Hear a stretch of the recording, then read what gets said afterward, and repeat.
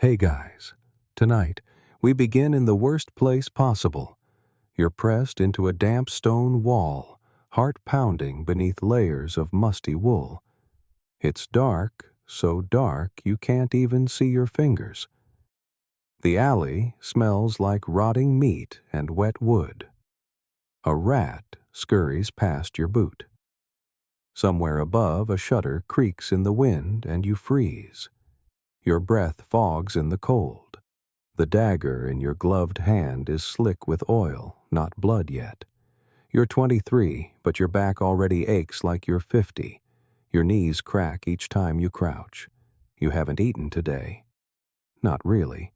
Just a crust of barley bread and half a salted beet. Your target is a minor baron steward who pockets church offerings. Not that you care. You were told he walks this alley after Vespers. He should have passed by 10 minutes ago. You wonder if the bishop lied. You weren't always an assassin. You tried other things. Apprentice blacksmith. Failed. Rat catcher. Lasted 2 days. Someone paid you to beat a man once. You didn't ask why. When the coins dropped into your hand, the job was done. That was the start. Now you work in shadows. You wear brown and gray to blend into the night. Your hood is patched and lopsided. You reek of old smoke. But your eyes work better in the dark than in daylight. Your hands shake less now. That's progress. The steward finally appears. Lantern raised. Cloak pulled tight. You sink deeper into shadow. You count steps. 1, 2, 3. You move. The dagger snags in your belt loop. You trip, stumble, drop it. The steward turns too late. You tackle him. His lantern shatters. Oil flames burst in the gutter, lighting his face just long enough for you to see the terror. Your hands find his throat. His breath wheezes. Your knuckles crack. You whisper nothing. Just press. Until he twitches. Then stills. You leave him slumped behind crates. The flame has already died. You grab the pouch at his belt. 3 pennies and a scrap of waxed paper with someone else's name. Not yours. Not your next target either. You don't go home. There is no home. You walk until your legs tremble. Then you find hay behind a slaughterhouse and sleep sitting up. Flies find you first in the morning. You wake sore. You stretch. Your left knee won't straighten. Your teeth feel loose. You drink rainwater caught in a broken barrel. You chew mint to kill the stench of your breath. It doesn't help. You check your dagger. The tip is bent. There's a notch in the edge from hitting bone. You consider sharpening it. You don't. Too tired. You report to your contact near the fish docks. He smells worse than you. He never stands. Always sits on a broken crate like his bones are crumbling inside. He accepts your report with a grunt. No thanks. No praise. Just a nod toward another parchment. Another name. You don't ask who. You don't ask why. Historians still argue whether the Guild of Nightmen had links to any organized system of governance. Some say bishops used them. Others claim they were pawns of rival houses. A few insist they worked alone, driven by desperation. No one agrees. The second name is easier. A merchant's son. He drinks late. You find him stumbling down a canal path. This time the dagger slides in smooth. No fight. Just a breathy whimper. You push him into the water. He sinks slowly. Face up. Mainstream accounts of medieval towns often omit the frequency of personal vendettas handled through private assassins, especially in Italian city-states, and some Breton quartz. It was cheaper than court fees. More final. You earn 4 pennies and a heel of moldy cheese. Your stomach churns all night. The worst part isn't the killing, it's the waiting. You wait in corners, in rain, in filth, in silence. Rats get bold. One bit your ankle last week. Your boots leak. You line them with straw. It doesn't help.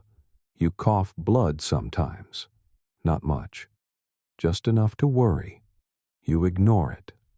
At night you see their faces, not always clearly, just flashes. The Baron's steward with his eyes rolled back.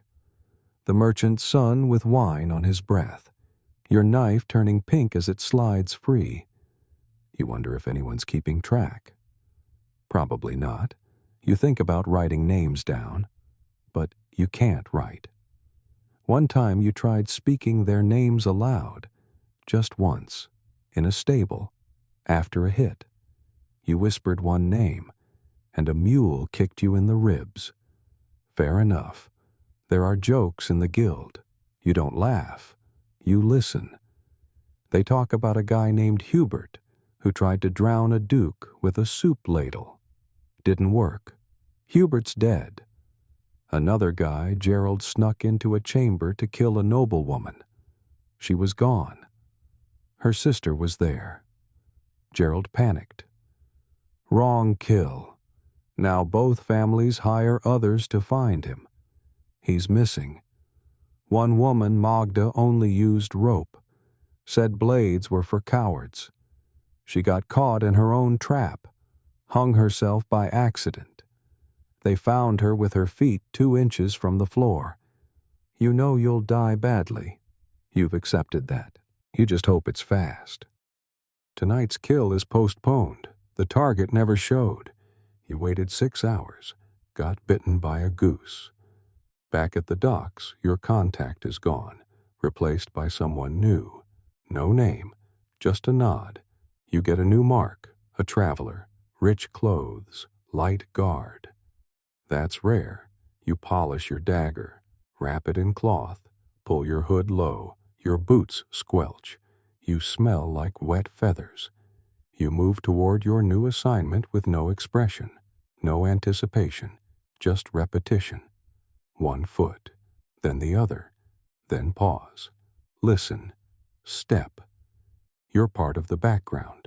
Mud, mist, fog, a flicker between torches, a breath behind a door, a shadow that vanishes just before dawn. And that's exactly what you need to be. Because here in this town in this time, nobody survives long unless they're invisible. You won't survive this. So before you get comfortable, take a moment to like the video and subscribe, but only if you genuinely enjoy what I do here. Let me know your location and what time it is as you're listening. Now dim the lights, maybe turn on a fan for that soft background hum, and let's ease into tonight's journey together. You sit in a dim cellar, surrounded by cracked glass bottles, their contents long dried into sticky rings. Your elbows rest on a crooked table as you study the 2 tools in front of you. A narrow iron dagger with a worn leather grip and a tiny vial of dark green liquid that smells faintly of sour herbs and copper. This is the choice now. Dagger or poison. You lift the blade and press your thumb against the edge. It barely leaves a mark. The blacksmith you visited 2 weeks ago refused to sharpen it unless you paid in advance. You didn't. Instead, you tried wetting it on the bricks behind the mill. It helped. A little. But not enough for armor. You consider the poison again. You unscrew the stopper and sniff. It burns your nostrils. A mix of crushed nightshade, foxglove petals, and old wine. You know the man who brews it. He lost 2 fingers last year after mishandling something similar. One rumor says he once poisoned an entire wedding feast by accident. Historians still argue whether that event was intentional sabotage or a tragic mistake. You dip a sliver of bread into the vial and feed it to a stray cat outside the cellar. You sit, you wait. 10 minutes.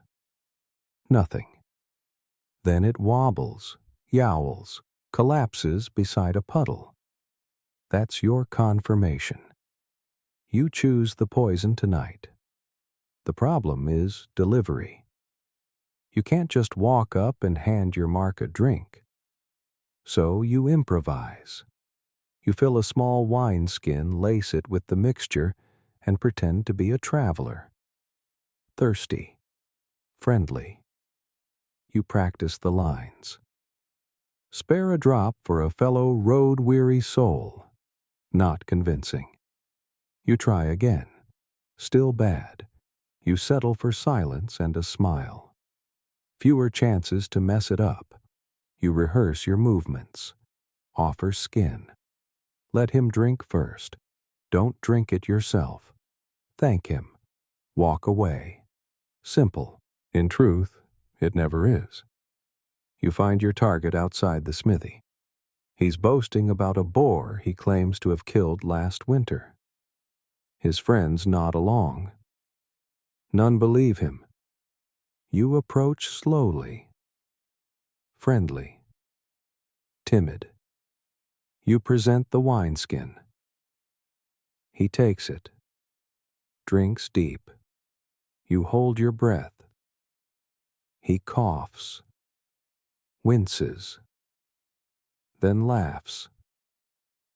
Strong stuff, he says. You smile. Nod. Back away. You make it 2 streets over before the screaming starts. You don't run. Running is suspicious. You duck into a tannery and pretend to inspect goat hides. The stench masks your nerves. 15 minutes later, town criers announce the sudden illness of a respected merchant. No one mentions foul play. You've learned that people rarely want to know the truth. They want to keep moving. You collect your payment near a ruined watchtower. This handler is younger, barely 20. He still wears soft gloves like he's afraid of dirt. He passes you a pouch. Inside, 1 small coin and a half-broken comb. You stare at it. He shrugs. It's what they gave me. You don't argue. You nod. You walk. Later that night, you clean your blade out of habit. The poison worked, but you don't want to lose the feel of the weapon. The weight, the balance. You stab it into a sack of grain to practice depth. A rat jumps out. You miss your footing and land on your side. You lay there for 5 minutes, not from pain, from shame. There's no glamour in your work, no hooded robes or whispered legends. Your boots are patched with waxed cloth. Your shirt hasn't been washed in a month. Your belt buckle cuts into your stomach. There are 3 coins sewn into your waistband. Your emergency fund. Some of your peers prefer garrots. Others like clubs. You've seen one use a sharpened wooden spoon. It worked. Barely. You remember the time you watched an older assassin prepare. He had tools laid out neatly, bone saw hollow needles choking cord powdered resin. He moved like a monk, precise and unbothered. That night he slipped on spilled ale and broke his ankle before reaching his target. No one saw him again. There's no formal training, no schools. You learn by failing, or by watching others fail. One time you tried throwing your knife. It clattered off a wall and nearly bounced back into your leg. Never again. Fringe texts mention a guild in the eastern provinces that taught silent movement by forcing initiates to sneak through chicken coops blindfolded. Survivors became masters. Most didn't survive. You learned to look for small advantages: loose shutters, unlocked servant doors, unwatched alleys, dogs that bark too much to be taken seriously. All of it matters. You carry powdered chalk to muffle floor creaks. You chew dried mint leaves to mask the scent of nerves. You line your gloves with wool to soften your grip. These are the tricks you pass to no one, not even friends. Not that you have many. You tried trusting someone once, shared a job, split the kill. They vanished with the pay. You found them later sleeping in a grain cart. You took your coins back, left theirs. Petty but fair. Mainstream history celebrates knights, kings, and poets, rarely assassins, unless they fail spectacularly. Only then do their names make the scrolls. You sometimes wonder how many of you exist. Dozens, hundreds. Are you alone in this town? Probably not. But you never meet them. If you do, it means something's gone wrong. You once crossed paths with a woman wearing the same hooded cut you use. She saw you. You saw her. Neither spoke. Both walked away. That was 5 winters ago. You've never seen her again. Now you wash your hands in a shallow basin behind the apothecary. The water smells like sulfur. You scrub until your skin goes red. You can't remember the last time they were clean. Really clean. Your next job involves an old man who never leaves his porch. You debate using poison again. But he only drinks boiled water. No alcohol, no tea. Just hot water and old stories. You'll need the blade this time. You check it. Still dull. You sigh. You sharpen it on your boot buckle. Not ideal, but better than nothing. You study the house from across the street. 2 steps up to the porch. 1 creaky board, a loose railing. You count his rocking rhythm. Forward, back, pause. Forward, back, pause. You'll move on the pause. You breathe, in, out. Then step into shadow. You crouch behind a sagging cart piled with broken barrels peering across the muddy street. The house with the porch sits 20 paces away. The old man rocks gently wrapped in a gray shawl. His beard catches the morning light. He hums. No tune, just sound. You wait. You listen. There are no maps in this town. Not ones you'd trust anyway. The ones scribes make are out of date before the ink dries. Alleys change. Shops move. Whole buildings collapse overnight. You carry a mental sketch instead, but it's unreliable. You've gotten lost 5 times this week. You once tried to mark streets with chalk. Someone followed your trail. You don't do that anymore. Now you memorize strange things. A twisted shutter. A black cat that never moves. A carving of a fish above a tavern door. These are your landmarks. You navigate by them, not by names. You shift your weight and glance behind. The path you took here is already gone. A wagon has blocked the alley. The back door to the bakery is now closed. You'll need a new exit. You look left. A fence. Loose boards. That'll do. You rise slowly, keeping your steps even. No sudden moves. The old man stops rocking. You freeze. He lifts his hand and waves to someone else. You glance to the side. A woman passes balancing a basket on her head. You nod to her. She doesn't see you. That's good. You wait for the rhythm to return. Forward. Back. Pause. You step onto the porch. One foot avoids the squeaky board. Your hand finds the door frame. You draw your dagger. The man doesn't see you, not until the last second. His eyes widen. His mouth opens.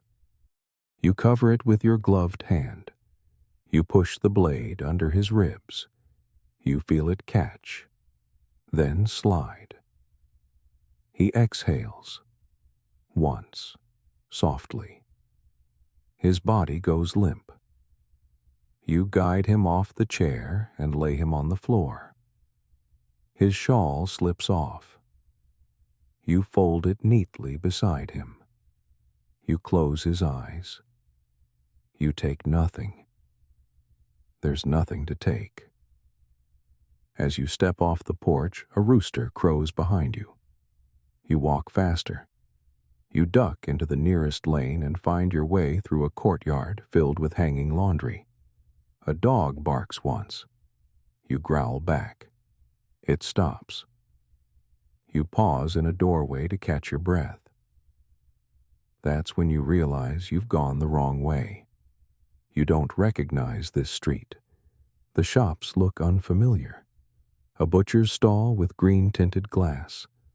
A sign carved with 2 snakes instead of 1. You try to retrace your steps. Left, then right, then another right. Still wrong. You pass the same drunk 3 times. He watches you now. You turn into a narrow alley hoping for a shortcut. It dead ends at a brick wall. You spin around. Someone follows. You duck into a doorway. Hold your breath. No one passes. Maybe you imagined it. You slide along the wall until you find a path leading behind the stables. The smell confirms it.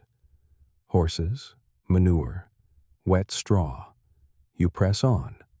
Eventually, you find the fishmonger's stall.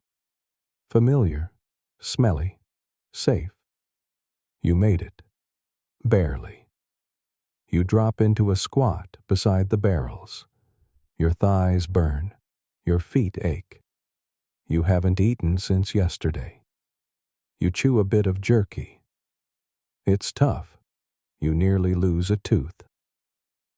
A boy passes with a basket of turnips. You steal one when he's not looking. You feel guilty. You eat it anyway. You need a new strategy. Navigating this town is getting harder. Roads change, faces change, even the sounds change. You consider sketching your own map, but you still can't write. There's a man who carves symbols into wood. Maybe he can help. You find him near the old cemetery. He's missing an ear. He smells like pine sap. You trade a favor for a carved disc. It has 5 marks. A fish, a star, a door, a boot, a bell. Each one leads to a place you know. The fish for the tavern, the bell for the church, the boot for your safe house. He gives it to you with a smile. You wear it under your shirt. You rub it when you're lost. Historians still argue whether assassins used code systems or symbols for navigation. Some claim they did. Others believe it was pure instinct. No records survive. You trust your instincts less these days. You've taken 2 wrong turns already today. One nearly led to a dead end filled with drunks. Another brought you face to face with a patrol. You smiled. They ignored you. Luck. But luck fades. You cross the main square just before the bell rings. Market day. Too many people. You hate market day. You slip through the crowd, staying low, moving fast. You get elbowed, shoved, sworn at. You ignore it all. You stop behind a booth selling onions. You wait for your mark. A man in red, tall, broad, clean beard. He buys apples, pays with silver. A noble's son, probably.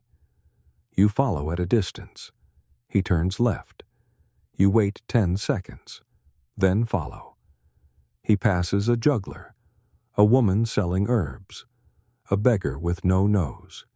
You step over puddles, duck beneath a ladder, slip behind a crate. Then he turns down an alley you don't know. You hesitate, then follow. The alley narrows, then opens. It's a courtyard. Empty. You stop. He's gone. You look left, right. Nothing. Then you feel it. Someone behind you. You spin. He's there. He smiles. You step back. Too late. A hand grabs your wrist. Another grabs your shoulder. You twist. Elbow. Kick. Break free. You run. Right. Then left. Then right again. Back to the market.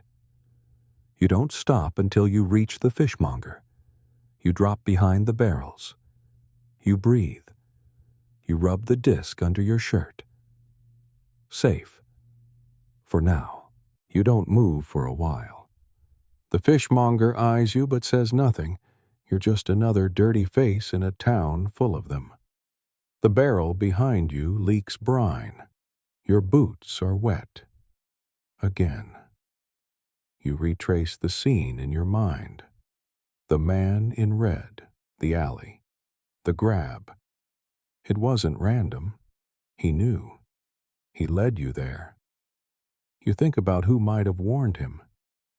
A contact with loose lips. A slip of paper you forgot to burn. Or just your face too familiar, now in the wrong part of town. You pull your hood lower. Stay still. You need to disappear again. You decide to leave the area for a few days. Too hot. Too many eyes. You head north past the candle maker toward the ruins where no one goes. The old stones are crumbling, choked in ivy and soot. You find a hollow behind the altar of a collapsed chapel. It's cold, dry, hidden. You sleep there that night, back on stone. Rats squeak in the rafters. One walks over your leg. You don't flinch. You dream of the man in red. His smile. The alley. The hand on your wrist. You wake up gripping your dagger. The next morning you stretch your legs and find them stiff. You drink melted dew from a cracked jar. You chew a raw onion you found in your coat. Your breath could fell a boar. Today, you scout new territory. You walk streets you've never seen. A row of homes with red shutters. A tower that leans ever so slightly. A street musician playing a lute with only 3 strings. You step into a shaded alley that seems quiet. There's a door. It looks like a normal house. But the wood is too new, the latch too polished. You press your ear to it. Silence. You knock once, then twice. No answer. You walk away slowly. 10 steps, then glance back. The door is open. You didn't hear it. Just a crack, barely visible. You mark it in your mind. The wrong door is worse than no door. Once, years ago, you entered a room you thought was your target's. You found a child sleeping. Nothing else. No weapons. No valuables. Just a bed and a doll. You left. Quietly. But someone had heard the door open. That someone followed. You escaped barely by climbing out the back window and falling into a pig pen. You smelled like pig for 3 days. You're more careful now. You test doors. You check for wax seals. You run your fingers along thresholds for fresh dust. If a door is too clean, you don't enter. Some houses are decoys. Others are traps. You remember an assassin named Wren who mistook a trap door for an exit. It dropped her straight into a barrel of pickling brine. They say she drowned with her boots sticking up like candles. Mainstream historians rarely describe these details. They speak of plots and motives, not pig pens and vinegar deaths. But the streets remember. Tonight, your instructions are vague. Find the man who sells firewood behind the tannery. No name, no description. You circle the tannery 3 times. The stench makes your eyes water. Finally, you see him. Hood up, back turned, tossing splinters into sacks. You approach from behind. Need a bundle, you say. He doesn't turn, just says, "Wait." You wait. He finishes the sack, ties it shut, then turns. His eyes are cloudy. One is a milky blue. He hands you a strip of cloth. On it, a name stitched in black thread. Not written, stitched. That's unusual. You nod and hand him a coin. He waves it away. You walk off with the cloth. You memorize the name. Then you burn it. The name is familiar. A clerk from the mayor's office. You've seen him always wearing a wide hat. Likes honeyed almonds. Talks to himself. You tail him for 3 days. You learn his habits. He visits the bakery. He watches the pigeons in the square. He scratches his left elbow when nervous. You wait until the time is right. Then you follow him down a side street after he's stopped to feed birds. He walks slowly, whistling. His bag swings with each step. You move in close. Your blade is drawn. Then you pause, because he's not alone. A second man walks with him now. A guard. A friend. No. Just someone new. Bad timing. You pull back, blend into the shadows. Later, you find the clerk again. Alone. You make your move. You bump into him. Apologize. Help him up. While doing so, you nick his wrist with a poisoned pin hidden in your glove. He doesn't feel it. He thanks you. You walk away. He's dead by sunset. You report the job at a new location, the corner behind the granary, marked with 3 white stones. No one is there. You wait. You wait longer. Finally, a note is slipped under a crate beside you. Watch the red door by the well. You walk 3 blocks. The well is there. The door is there. You watch it.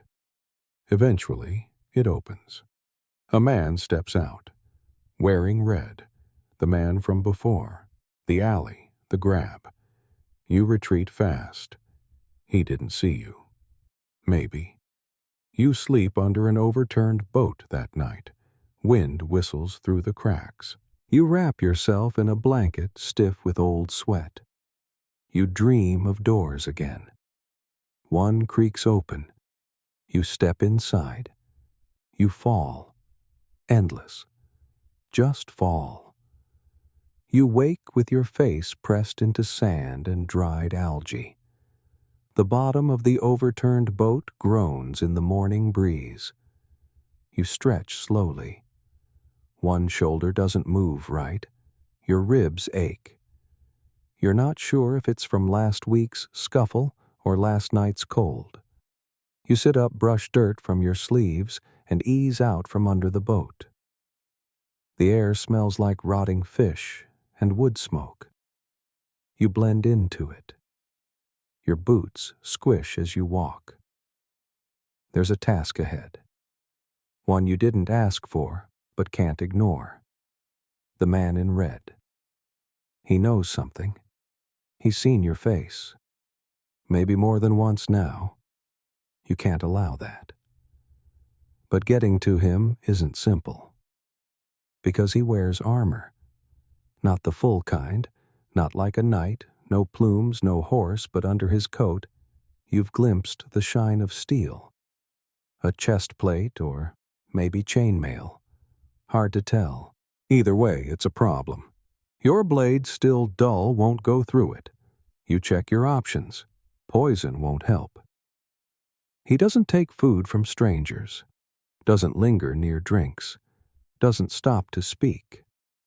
You remember watching him shrug off a beggar's approach with a quiet word and a glance. His eyes always move. He's trained. You hate armor. It ruins everything. Once you tried to stab a city watchman wearing boiled leather. The blade caught, twisted, and snapped. You ran, barehanded, lost 2 teeth from a thrown stone. That was your lesson. Armor wins. Historians often exaggerate the prevalence of plate armor in the medieval period. Most guards wore layers of leather bits of chain, sometimes padded cloth. Full suits were rare, expensive, and impractical. But even partial armor can change the outcome of a fight. And you don't fight. You kill. Fast. Quiet. If you must fight, you're already losing. So you need another way. You follow him again. 2 days. 3. He leaves his building at dawn, returns at dusk, walks the same loop, stops only at the fountain to read from a worn scroll. He carries a short blade, doesn't draw it, but his armor stays on. You note how he scratches at the edge of his collar. It chafes. That's something. You consider his legs. No armor there. Cloth trousers. Leather boots. That's where he's vulnerable. But you'd need a downward strike. Awkward. Messy. You think about a trap. Too many variables. You think about pushing him. No good places. You settle for the oldest trick. Distraction. You hire a boy to run up and shout thief at a stall when the man approaches the market. You crouch behind the crate nearest the fountain. The boy runs, shouts. The man turns. Just enough. You lunge. Your blade finds the crease between 2 links. You twist. He staggers, but doesn't fall. You didn't go deep enough. He whirls. You duck. He strikes. You tumble backward. Your ribs throb. He lunges again. You roll under a table. You pull your second blade. Shorter, sharper. You slash his leg. He yells. You run right through the market. People shout. Someone throws a loaf. You dive into a fish stall and crawl beneath the tablecloth. You stay there. Still. He limps past. Cursing, holding his thigh. He doesn't see you. You wait. A full hour. Then you crawl out, blood on your sleeve. You walk the long way home, if you can call it that. You sleep behind a chimney that night. The soot coats your skin. You don't dream. The next day, you hear that the man in red was seen being helped into a surgeon's cart. No death reported. He lived. Barely. You don't know if he'll recognize you next time. You hope not. But you don't rely on hope. You make new clothes, brown coat, different boots, shave half your beard, grease your hair, burn the old garments in a smith's forge. A new version of you walks the streets now, but the same aches remain, the same limp in your left leg. You wonder if the man in red will become your shadow, if he'll come for you, if he remembers your face. You hide better now. Fewer direct paths, no patterns. You sleep in different corners. You wake at every sound. You find your handler behind the tannery again. Different one this time. Old, blind in one eye. She doesn't ask questions, just hands you a piece of bone carved with a name. You nod. Walk away. The name is new, but the route is familiar, and so is the armor. Because it's him again, the man in red, still alive, still walking, still armored. You stare from the rooftop crouched behind a chimney. He doesn't look up. You wonder if he's bait. You consider not going through with it. You lower your head, close your eyes. Then you wait, because armor always ruins everything. But patience. Patience is your oldest skill. You wait until dusk. From the roof above the baker's oven, you watch him limp across the square again. The wound on his leg has slowed him but not stopped him. That's disappointing. You need him off his feet. The armor still glints beneath his coat. It's patched now. Repaired. Slightly thicker at the shoulder. Someone's taking care of him. That complicates things. You chew on a strip of dried meat while watching. It tastes like cloth and ash. Probably because it spent the last week in your coat pocket. You eat it anyway. You review your tools. Dagger. Small bottle of nightshade oil. Sling with 3 lead balls. Flint pebble. 2 feet of cord. Nothing will help against full armor. You need to catch him at his most vulnerable. Everyone has that moment. Even the ones in armor. You remember once hearing a tale in a tavern, a knight killed not in battle, but while squatting behind a barn. The assassin struck during nature's call. The room laughed. You didn't. Because it was true. You saw it once. A merchant lord with a personal guard. Untouchable. Until he stepped behind a curtain in the bathhouse. He never stepped back out. You follow the man in red from a distance.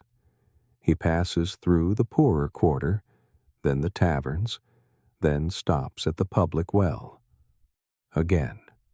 Same scroll, same routine. That's when you notice the pattern. After reading, he always drinks. Not from the well, but from a jug carried by a thin man in a gray tunic. Likely a servant. Always the same man. Always the same jug. You change your plan. The man in red won't be easy. But the servant, he's unarmed. That evening you approach the gray tunic man while he rests behind the stables. You pretend to stumble. You fall against him. Apologize. You leave behind a mark. Just a scratch. A dab of poison rubbed on the edge of your ring. He doesn't feel it. He dies 2 hours later. The next day, the man in red walks alone. No jug. No scroll. You still don't strike. You wait. Because now his pattern is broken. He's more alert. Less predictable. That's worse than armor. You decide to follow him farther, beyond the edge of town. He walks through a copse of bent trees toward a crumbling chapel wall. You stay 3 body lengths behind, ducking behind shrubs and twisted trunks.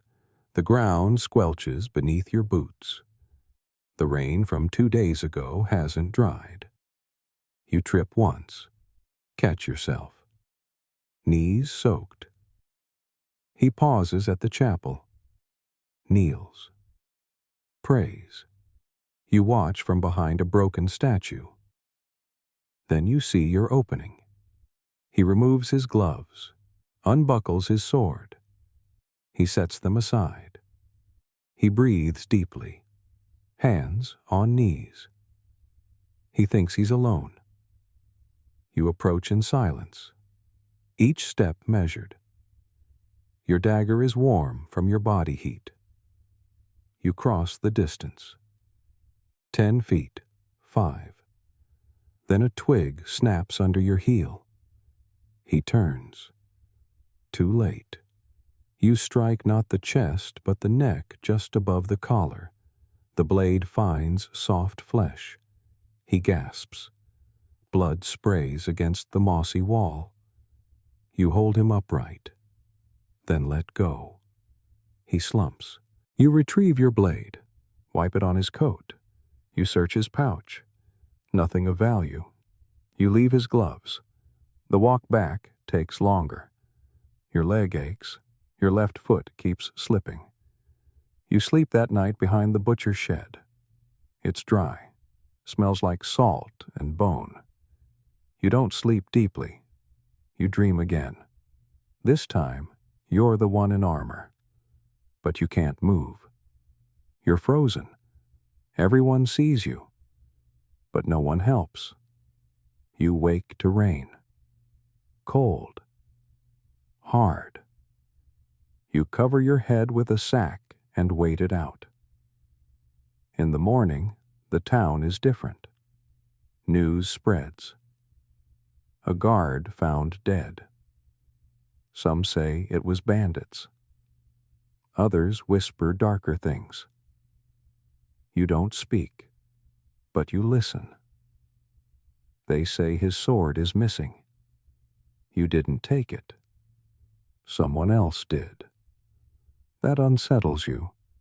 You go to your usual handler. He's gone. A child delivers your payment. 1 coin. Heavy, old, stamped with a lion's head. It's not currency you recognize. You pocket it anyway. Later, you flip it in your palm.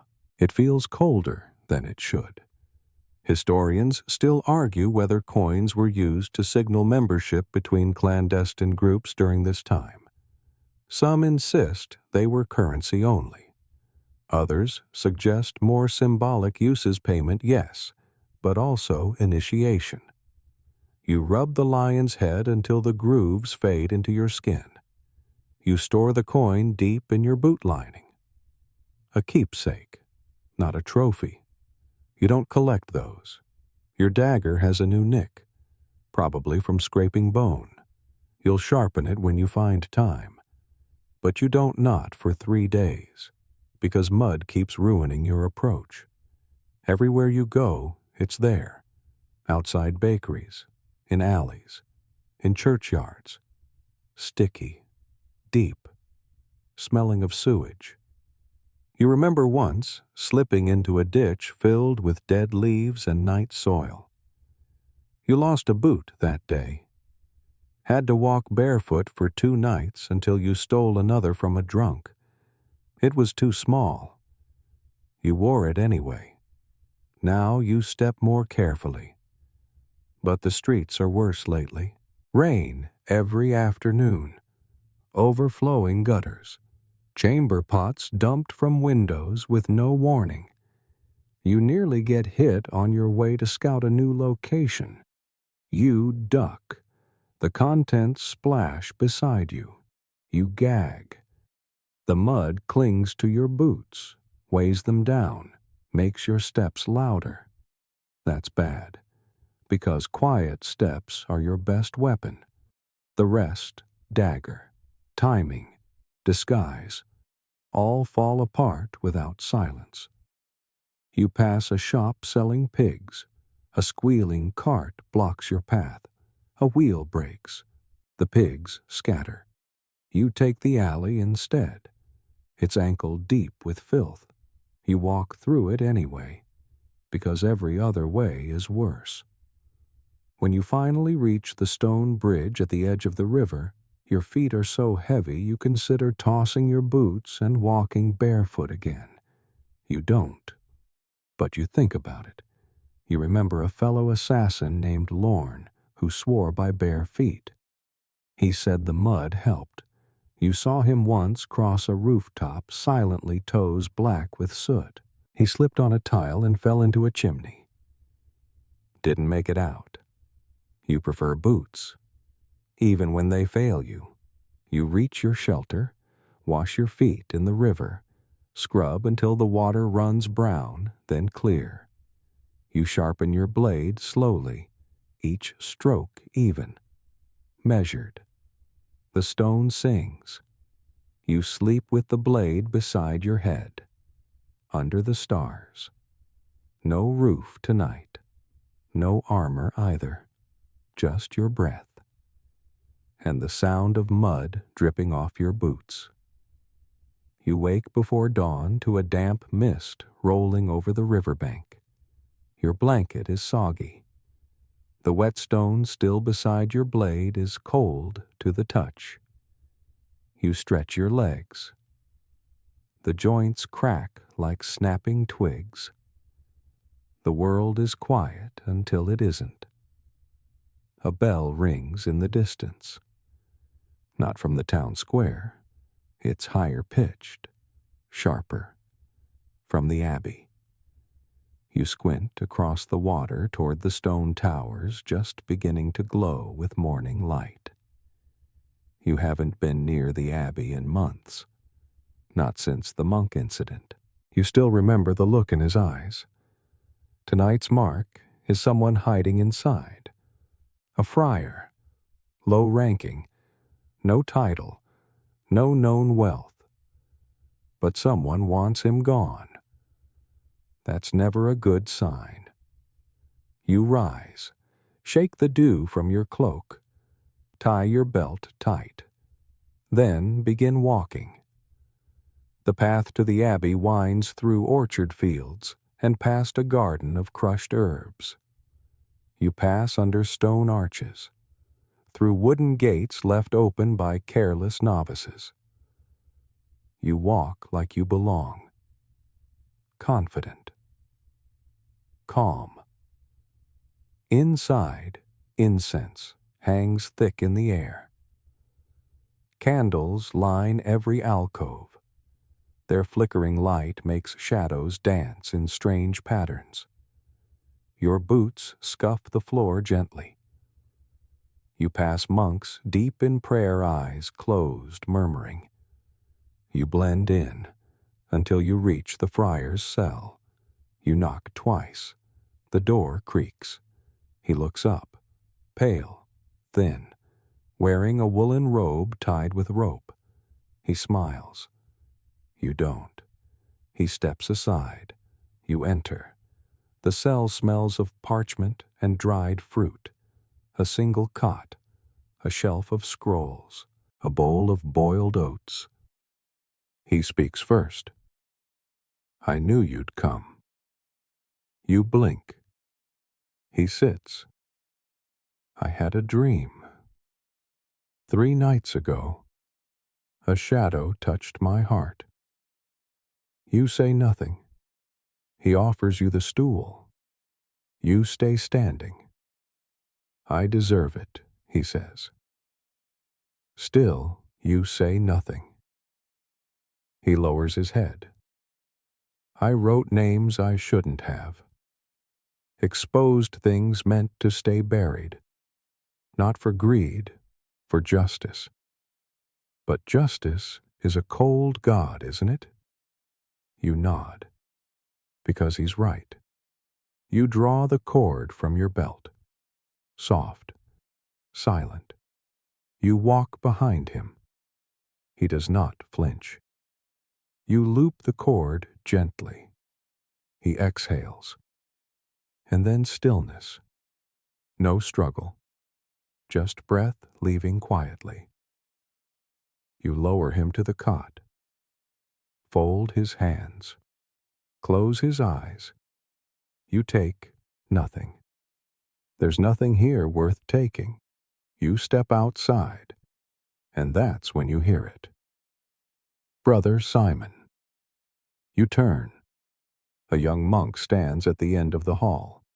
Barely 20, holding a basket of kindling. You shake your head once. Mutter, wrong cell. He looks confused, but doesn't stop you. You walk, slowly, then faster, out the back door, across the garden, through the vines. You don't run, but you don't linger.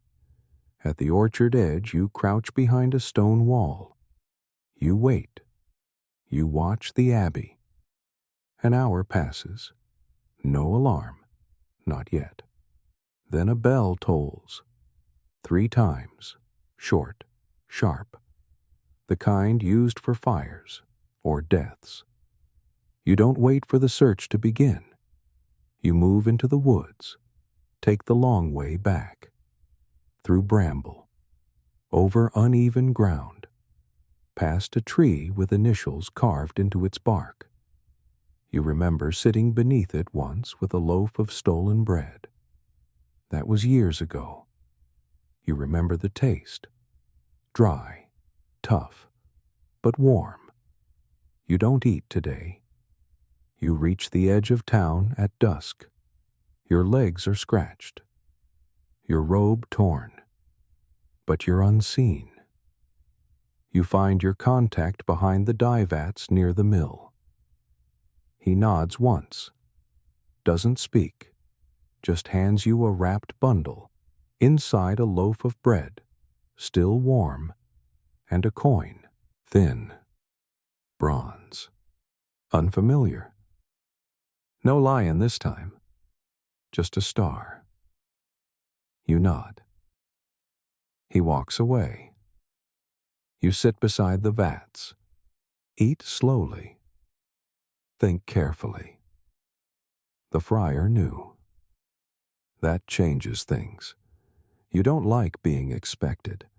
You remember a man named Burke, another assassin. Said his target once welcomed him with wine and cheese.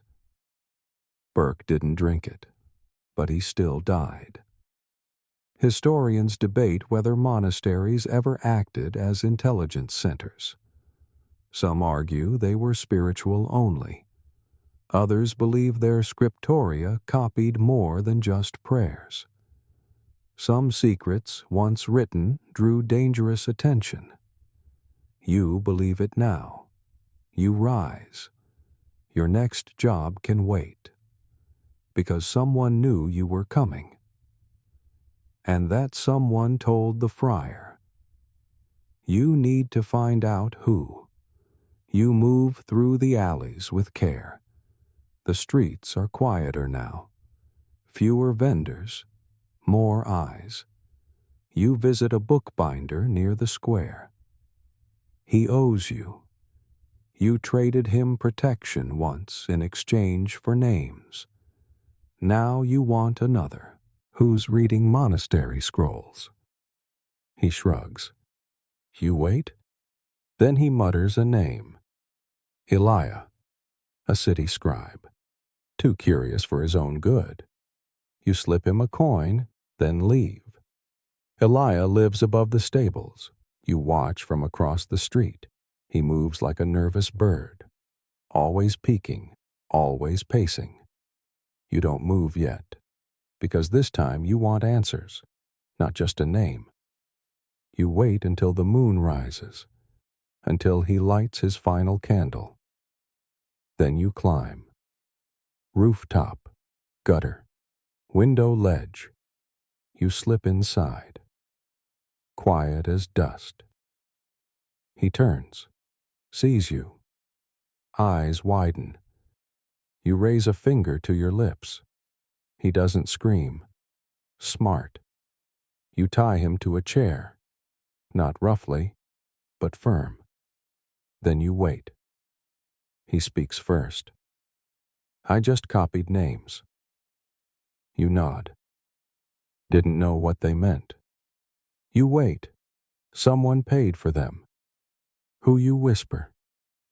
He hesitates. Then a woman. Wore green. Smelled like flowers. Not helpful. What name did you copy last, Simon? The friar. You nod, and next he hesitates again. Then whispers a name you recognize. Yours. You don't react. Not outwardly.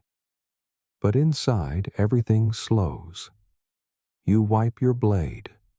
Not to use it. Just habit. You untie him. You won't see me again, you say. He nods, trembling. You leave through the same window. Slide down. Land on soft earth. You vanish into the mist. Because someone said your name. And that means everything's about to change. You don't return to your shelter, not tonight. You move like fog through the city's edge, slipping between carts, shadows, and crumbling fences. The streets feel tighter now. Even alleys you once trusted seem to shrink around you, because someone spoke your name.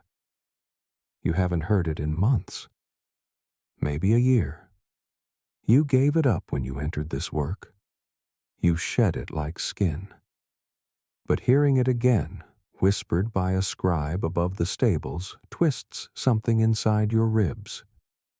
You need to vanish again. You head for the roof lines. Higher ground. You find a loose shutter and climb. The rooftop is cold, steep, covered in bird droppings. You lie flat on the tiles, watching the sky shift from gray to ink. Below, a patrol passes. They don't look up. They never do. You think about the woman in green, the one who smelled like flowers. You've smelled that before. Lavender oil. Sold near the spinning house. You once followed a woman there weeks ago. She wore gloves despite the heat. A noble, maybe. Or a spy. She might be behind the name. You'll need to confirm. You wait until sunrise. Then move. You shave what little remains of your beard. Darken your hair with ash. Change your coat again. This time you're a woodcutter's apprentice. You carry a bundle of sticks on your back and walk with a limp that isn't fake. Near the spinning house you sit beneath the shade of a fig tree. You watch. At noon she appears. Green cloak, narrow chin, gloved hands. She walks with intent. Doesn't look around. You follow. She visits the apothecary. Buys a small pouch. Then the scribe's house. Leaves something at his door. You turn back before she spots you. Later, you visit the apothecary. You don't ask questions. You simply pickpocket the receipt as he argues with a beggar. The paper lists an herb hemlock. Not common, not harmless. You take that as confirmation. She kills too. Maybe not with her hands, but certainly with intention. Historians still argue whether women were frequent participants in medieval espionage or assassination. Official records are scarce, but footnotes and fringe testimonies mention veiled visitors, poisoners, and informants operating in silk, not steel. You believe it now. You return to your rooftop. At dusk, you watch the candle in her window flicker. You count the shadows moving across her room.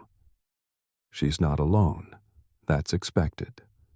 No one this careful sleeps unwatched. You won't act yet, not without knowing more. Instead, you accept a new contract. Something simple, a baker's son. Drunk, loud, disrespectful to the wrong priest. You find him easily. Slouched outside a tavern, singing a song about apples and sin. You trail him to a narrow path behind the granary. There's no armor, no witness, no traps. You push him. Quick, sharp. He falls. His head hits stone. No blade needed, no blood, just silence. You take his coin pouch, 2 brass buttons, a bent nail, 1 tooth. You leave the rest. As you return to the city, the bells chime again. Not funeral, not fire. This time, a warning. Someone has escaped the magistrate's cells. You listen. They say he's dangerous, unhinged. You don't care until you hear the name. Burke. The same assassin you thought fell into a chimney. Not dead, just hiding. Now running.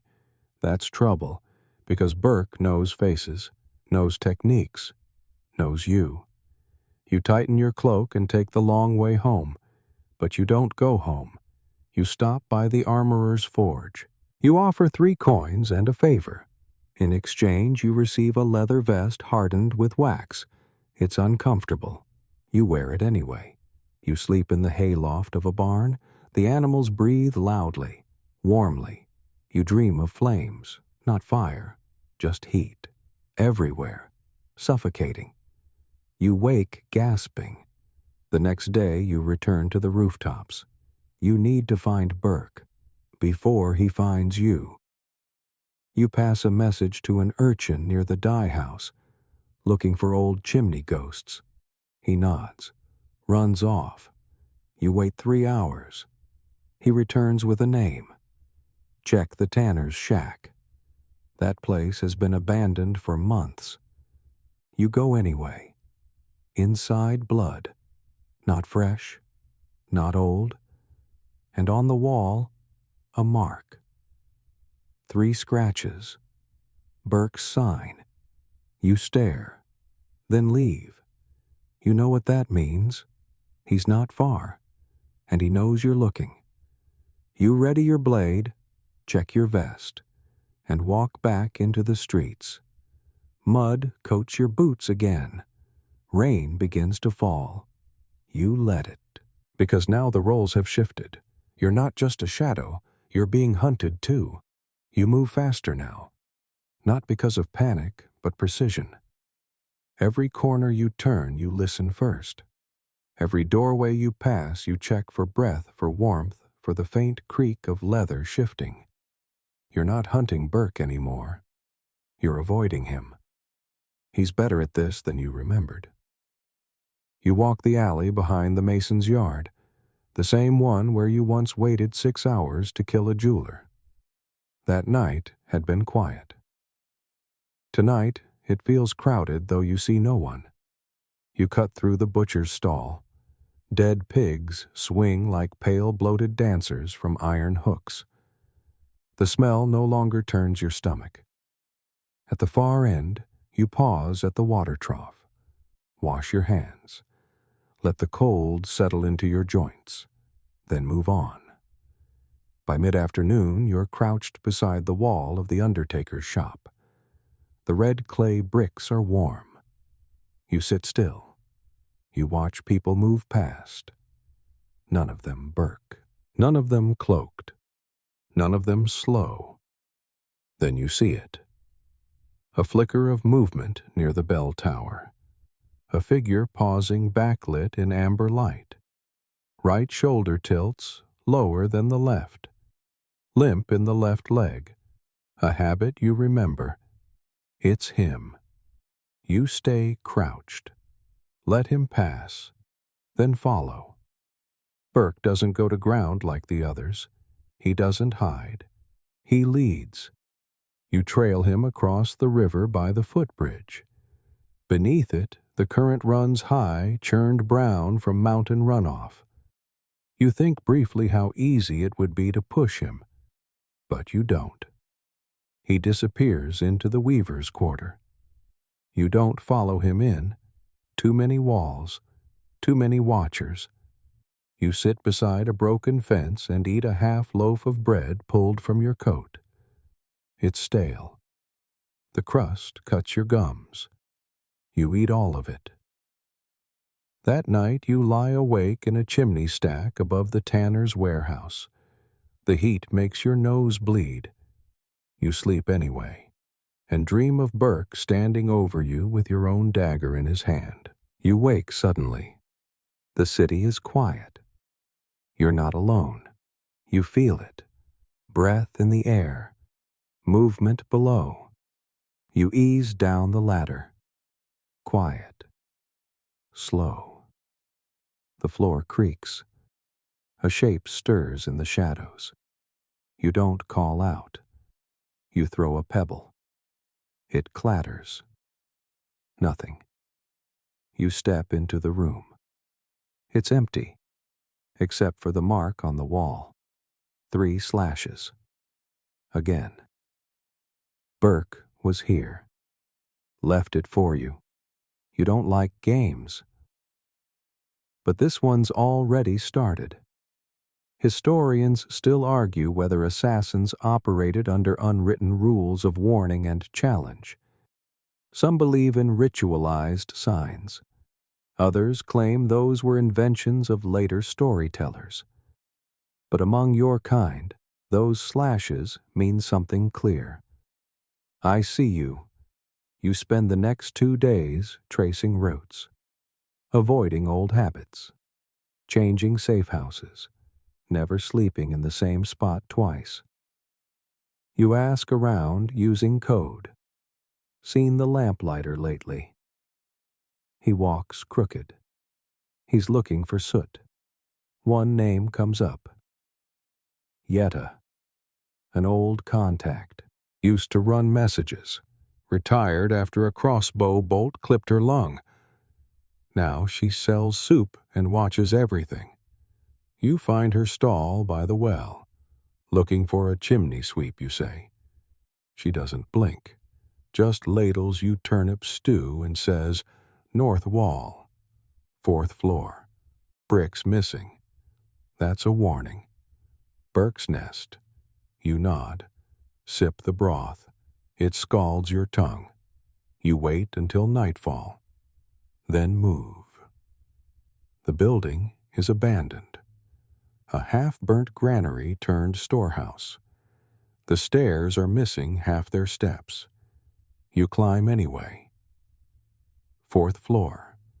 You crouch in the corner where light doesn't reach. You wait. For hours. At last, a footstep. Soft. Steady. He enters. You stay still. He moves toward the missing bricks, reaches into a crevice, pulls out a wrapped parcel. You throw your stone. It hits the far wall. He freezes. You move. Blade drawn. He turns and smiles. Still slow, he whispers. You lunge. He dodges. Not fully.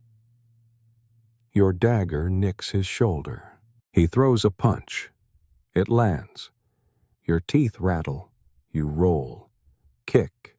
Catch his shin. He falls. You leap on him. The struggle is brief. Brutal. You pin him. He breathes hard. I wasn't sent, he says.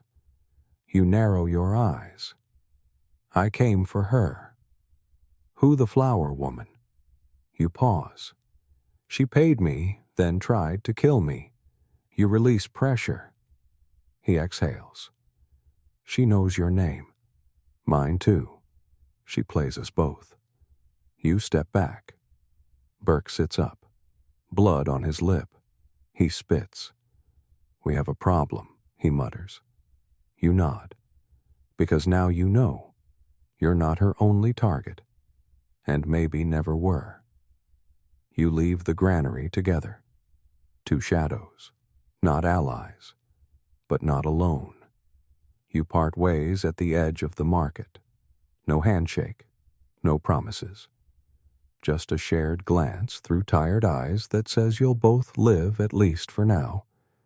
Burke limps north toward the dye vats. You turn south toward the tunnels. Not the well-known ones. Not the ones kids dare each other to crawl through or merchants fill with runoff. You mean the real ones. The old ones. Dug before the town had walls. Before it had guards. They aren't on any maps. Historians debate whether they were meant for smuggling, drainage, or siege escape. Most agree on nothing, except that many who enter never come back. You find the entrance behind the chicken yard. A loose grate in the back wall hidden behind crates, and a low cart stacked with broken cages. You shift them gently, keeping your movements slow. Chickens flutter and squawk.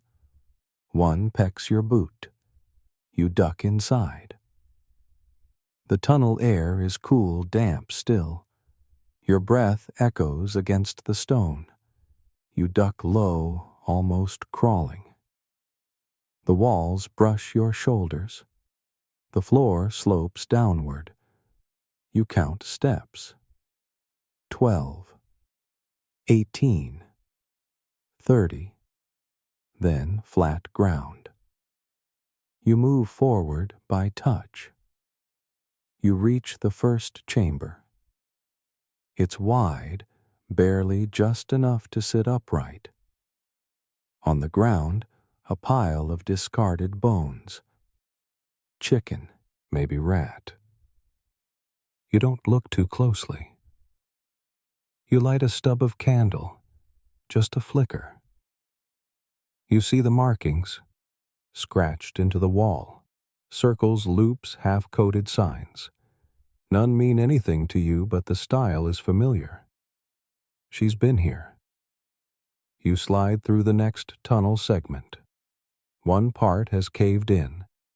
You dig through loose dirt with bare hands. Fingers go numb. You push forward. The second chamber holds broken crates and scraps of cloth. One piece is green, frayed at the edge. You sit on a rock, catch your breath, and think. You're deep underground now. You feel it in your chest. The weight of stone. The absence of wind. You move on. The next passage smells like oil and mold. You hear dripping. Water trickles down one wall. You drink from it. Cold, clean. You crawl again. Knees grinding against grit. Your palms bleed. Eventually, you reach the exit. A ladder leads up. Iron rungs rusted but intact. You climb slowly. Each creak makes your heart tighten. At the top, a trap door. You push. It opens into a storehouse. Dark. Dusty. Empty. You pull yourself out. Close it quietly. You're in the grain quarter, east side of town, near the old brewery. You haven't been here in months. You step outside, blink against daylight, then hear it. Voices, raised, arguing. You duck behind a cart. Two figures. One is her, the woman in green, the other unfamiliar. He shouts. She whispers. He draws a blade. She doesn't flinch. Then he drops. You didn't see how. She turns, walks away. You follow. Not close, just enough. She cuts across the square, passes the fountain, stops at the shrine. You circle wide, then enter the shrine after she leaves. You kneel like a pilgrim. Look around. On the altar, a candle still warm. Next to it, a folded paper. You wait until no one watches, then slide it into your coat. You don't open it yet, not here. Back in the tunnel, you sit against the cold stone wall and unfold the parchment. No names, just 4 marks. One is yours. A shape you recognize. A sigil drawn long ago when you still had a name. One is Burke's. The others unknown. Targets, threats, or something else. You burn the parchment, then rest. Sleep comes slowly, fitfully. You dream of being buried, of stone pressing against your chest, of candles going out one by one. When you wake, you're cold, stiff, but alive. You climb back up, emerge at dawn. You head straight to the tailor. Buy a new cloak. Gray, unremarkable. You trade your belt. Take a smaller knife, easier to hide. You melt into the streets again. She's planning something. You don't know what, but you've moved from pawn to piece, and that changes everything. You no longer kill for coin. You kill for silence, for prevention, for control. The next person you meet will not expect you, and that's how you'll win. The air has a bite to it now. Autumn's coming. You feel it in your fingertips, your knees, the way the wind seems to scrape down alleys like a blade searching for flesh. You walk with your hands tucked deep in your sleeves, not for warmth, but to hide the knife's grip against your palm. You've shifted your shape again. You're no longer the alley shadow, no longer the traveler, no longer the killer in black. You're a tradesman now, simple, quiet, unthreatening. You carry a bundle of wooden spoons tied with twine. You carved them yourself. Not well, just enough to pass. Your mark is a man who drinks by the wharf every morning and plays dice at night. A merchant's cousin, loud, red-faced, hired you once to dispose of someone, then bragged about it 2 days later. That's a mistake. Your handler says the cousin is expendable now. You agree. You sit 3 stools away from him in a tavern that smells like boiled turnips and fish sweat. You drink weak ale. You listen. He tells a story about a monk and a goose. You laugh when he does. That's enough to get him to look your way. Later outside, you drop a spoon. He picks it up. You thank him. You slip the thin pin from your sleeve and jab it into the soft flesh under his jaw. He doesn't even flinch. He dies before dawn. In his sleep, they'll say, maybe a heart attack, maybe something worse. You won't be blamed, because you weren't there. You collect your payment in a ruined bell tower. Your handler is someone new. They always are now. He wears a fur-lined cloak and carries a writing tablet. Too clean for this work. He gives you a pouch. Inside 2 silver coins and a piece of bread wrapped in paper. You eat the bread slowly. It's soft. You don't ask questions. But he speaks anyway. There's a council forming, he says. You look at him. Council of quiet hands, he replies. You nod like you understand. You don't. You leave. Because payment is payment. Words are wind. On your way down, you pass a beggar who once pulled a knife on you. You give him a coin. You don't know why. Maybe because you lived this long. Maybe because you're tired. You sleep under a stairwell. Your blanket is damp. Your dreams are worse. You wake to a scream. Not close, but not far either. You don't investigate. You sharpen your blade. Check your pack. Burn the paper the bread came in. You know now that someone's watching even your meals. 2 days later, you're summoned to a private room behind a wine merchant's shop. You expect a handler. Instead, you find her. The woman in green. She sits by the fire drinking mulled cider. The room smells of cloves and wet stone. She motions for you to sit. You do. She slides a paper across the table. You don't touch it. I need 3 names, she says. You say nothing. Paid in advance. Triple rate. Still, you say nothing. She leans back. You've killed priests, guards, nobles. You wait. Can you kill a king? You blink. She smiles. Not now. Someday. You rise. She doesn't stop you. You leave the paper untouched. Outside, the wind has teeth. You walk straight to the docks. You find Burke sitting near a brazier warming his hands. You tell him everything. He nods, then spits. She wants a war. You agree. She'll start one with ink before blades, he says. You nod. She asked about kings, you reply. He mutters something you don't hear. Then, we need to disappear. You ask where. Far, he says.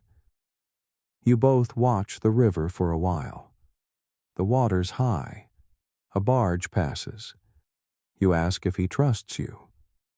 He doesn't answer. That's fair. You don't trust him either. But for now, you share a goal. Survival. You part ways again. You walk the night streets until your feet blister. Then find a place beneath a stairwell. You wrap your coat tight. You hold your blade close. You sleep with one ear open, because now you're expensive. And expensive men don't live long. The wind changes direction the next morning. It sweeps through the alleys and across the stone-paved square, bringing with it the smell of frost and burned tallow. You stand still beneath a crumbling archway, letting the breeze rattle your cloak like a warning. You haven't been called in 3 days. No contracts, no messages, no signs. That's never good. You walk to the usual places behind the granary, beside the dye vats, beneath the statue with the chipped crown. Nothing. Even the beggars look at you differently now, like they've heard something. You pay them no mind. You head toward the baker's oven. Warmth draws people in the colder months. You linger nearby, pretend to fix your boot, and listen. A woman murmurs something about a noble being found dead in his bath. No sign of struggle. Another says a scribe vanished last night, left all his scrolls behind. You wait for your name to come up. It doesn't. Yet, you pass the fishmonger's stall. The crates are half full. Not like him. You don't stop. You head to the alley where Yetta sells soup. Her pot isn't there. That's not right. She's always there. Always. You turn, move fast. You reach her door. It's ajar. Inside her stall is cold. The pot sits overturned on the floor. No signs of struggle, but no signs of her either. You check the back. Find a mark scratched into the wall. Not Burke's, not yours. Something else. 3 intersecting circles. You touch it with your finger. Fresh. Still damp with ink. You wipe it off. Burn the cloth. Then you move. Fast. You find Burke near the slaughterhouse. He's chewing dried apple eyes, half-lidded. You tell him. He stands without a word. You both walk in silence for a while. Finally, he says, "I saw that mark before." You wait. On a wall in Osterfell. You nod slowly. He doesn't explain further. You don't ask, because if the mark reached here, things are worse than you thought. Later that evening, you find a note slipped into your coat pocket. You didn't feel it go in. That scares you. It says one word. Tonight. Nothing more. You prepare as best you can. Fresh gloves. Full stomach. Blade cleaned. You wear the leather vest. Check it twice. Then head to the canal district. You find the signal lantern in a second-story window. 3 flickers. Pause. 2 more. You enter the building through the back. Inside, the walls are bare. No furniture, just damp stone and flickering candlelight. She waits at the top of the stairs. Green cloak, hood down. She looks tired. You don't sit. She speaks first. There's a meeting. People who matter. They'll be there. You nod once. "I want you to listen," she says. "Just listen." You don't respond. She turns and walks. You follow. You pass 2 guards in gray cloaks. They don't move. The stairs creak underfoot. The upper room is circular, wood-paneled, 1 candle in the center. 6 figures sit along the wall, all hooded. One clears their throat. "We've all lost something." Another speaks. "We've all gained something." Then the woman in green steps into the center. "This city is rotten," she says. "From crown to gutter." No one argues. She gestures to you. This man has cleaned the gutters. You feel every eye settle on you. You don't flinch. We ask him to do more. You shake your head. Not yet. Not without reason. One of the seated figures tosses something across the room. A coin. It spins, lands at your feet. You pick it up. It's not currency, just metal, etched with the same 3 circles. You don't like that. You say nothing. You turn. You leave. They don't stop you.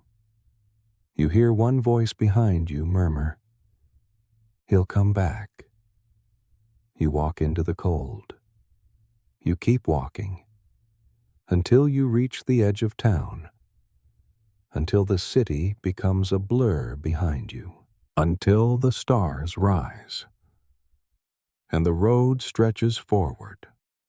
Somewhere behind you the 3 circles wait, but not tonight.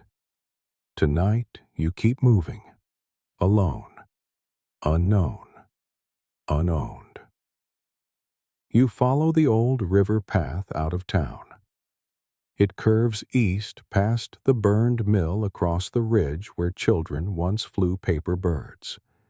You don't rush. There's no one behind you. Yet. The mud sticks to your soles. Your boots grow heavier with each step. Eventually you scrape them clean with a flat stone, and keep walking. You pass a marker just a stack of balanced rocks. You added the top one yourself 2 years ago. Back then you were running for different reasons. Now you're not running. You're leaving. You cross the first creek on a narrow log, your balance sure. No wind, no bird song. Just the quiet shuffle of water under bark. You reach a cluster of low cottages near dusk. Smoke curls from one chimney. The rest are quiet. You knock at the third door. A man answers. His face is round, beard, gray eyes clear. He looks at you, nods. No words. He steps aside. You enter. The room smells of onions and clay. He points to the hearth. You sit. He ladles stew into a cracked bowl and hands it to you.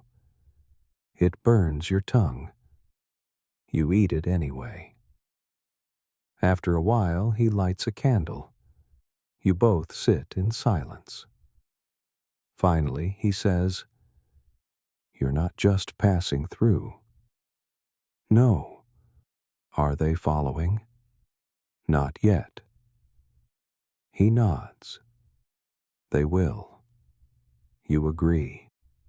You sleep on straw wrapped in a wool blanket that smells of salt. Your dreams are thick. You're in a hallway of mirrors. In each, you see yourself, but with different faces, different scars, different hands. You wake cold. He gives you water from a clay jug, then a name. You'll want to find Desra. You ask why. She used to wear green, long ago. You wait. She changed her colors, her name too, but not her trade. You nod. You leave a coin. He doesn't touch it. You head north through thick brush and along narrow deer trails. Your knees ache from the incline. You chew dried apple and think about Desra. She might be the flower woman. She might not. But anyone who changes names, trades, and cloaks in your world isn't someone to ignore. At the third day's mark, you reach a village built around a stone circle. The stones are tall, mossy, etched with lines even scholars can't explain. You stay on the edge. You ask a merchant about Desra. He squints. Blind now, he says. Lives near the well. You find the house easily. It leans to the left and smells of wet wood. You knock. She opens the door halfway. White hair, blank eyes, wrinkled hands. I know who sent you, she says. You don't reply. She steps aside. Inside, herbs hang from the ceiling, dust thick on shelves. A kettle hisses gently on the coals. You sit. She feels your face with her fingertips. You're not dead yet, she says. You nod. You want to stay that way? You do. Then listen. She tells you of the 3 circles. A mark once used by couriers, then by poisoners, then adopted by a council in the southern kingdoms. A network of control, information, correction. She says it like it's not just history. She says it like it's still alive. You ask if she wore green. I wore many colors, she says. Did you work with her? I trained her. Your fingers clench. She's changed. Wants more now. You ask if she's building something. A structure, Desra says. Not for safety, for control. You lean back. Let that settle.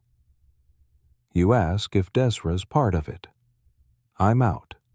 You don't ask why. She lifts a small wooden box. Inside a pin. Brass.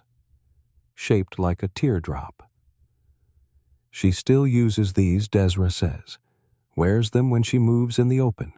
You take it. Sharp. Clean. Still polished. You pocket it.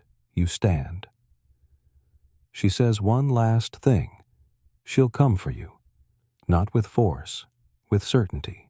You leave the village before nightfall. You camp in a hollow beside a ridge. Build no fire. Eat no food. Just wait. because now you know you're not just being followed, you're being expected. And not all traps look like snares. Some look like invitations. You head back toward the city just before dawn. The fog rolls in heavy, blanketing the trail like a warning. It gathers around your boots, clings to your coat, quiets the forest birds. Each step feels muffled, ghost-like. You follow a narrow road now less wild than the deer paths, but no less empty. You pass no carts, no riders. Just the sound of your breath and the occasional drip of moisture from branch to stone. Your fingers never leave the knife's handle. By midday, the old southern watchtower appears between the trees. The city's silhouette beyond it rises sharp and gray, the towers poking through the mist like fingers from a grave. You don't walk through the gates. That's too open. You circle along the outer wall toward a crack in the stone that few remember. You slip through it and re-enter your old life like smoke through a shutter. The streets have changed. You see it immediately. More guards. New colors on their sleeves, gray and white, the colors of the council. The market buzzes quieter now. Fewer voices. Fewer stalls. You see signs posted on doors, closed by order. You walk carefully. You keep your eyes low. You head to the tanner's yard where Burke said he'd wait. He's not there. But the wall holds a fresh mark, 2 vertical slashes. You taught him that signal. It means don't wait. You continue north through a passage near the chandler's alley. The candle merchant, old and hunched, watches you from beneath a hood of beeswax-stained cloth. You nod. He blinks. That's enough. You reach the edge of the noble quarter by sunset. Here the guards wear brighter cloaks. They carry pikes instead of blades. They don't look for people like you. They never have. You wait near the statue of the knight with no name. It's chipped now, covered in pigeon droppings. You watch a woman pass draped in green. Not her. You watch another too short. Then another.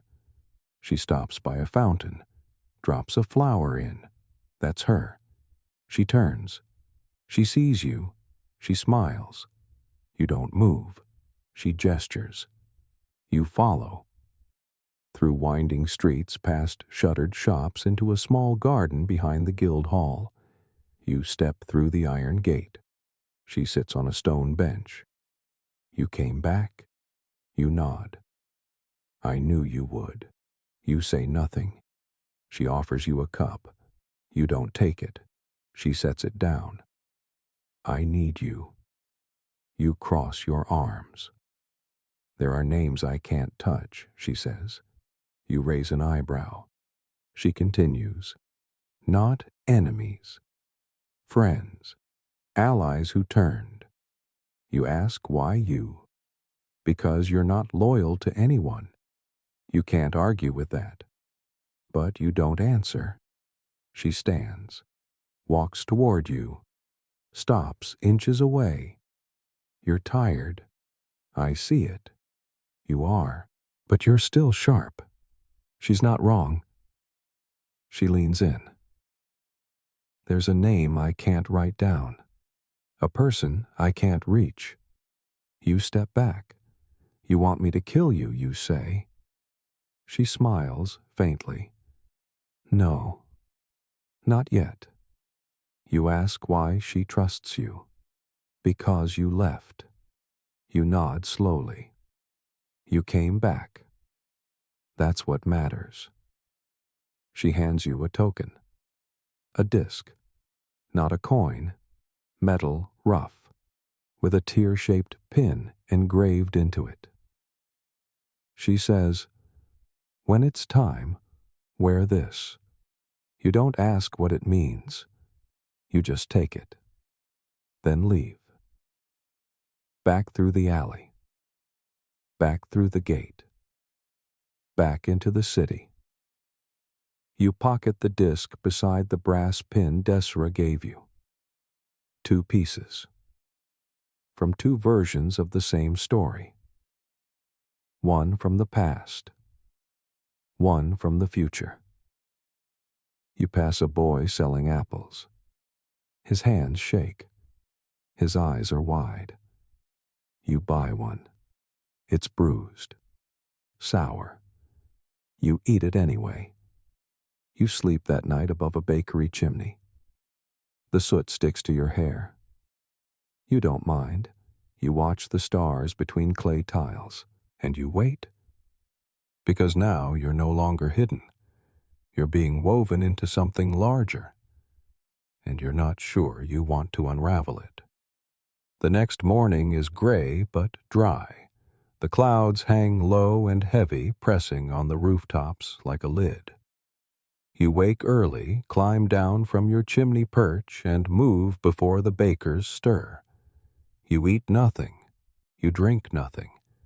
You carry the disc in your coat next to your ribs. Your first stop is the eastern wall near the old vinegar yard.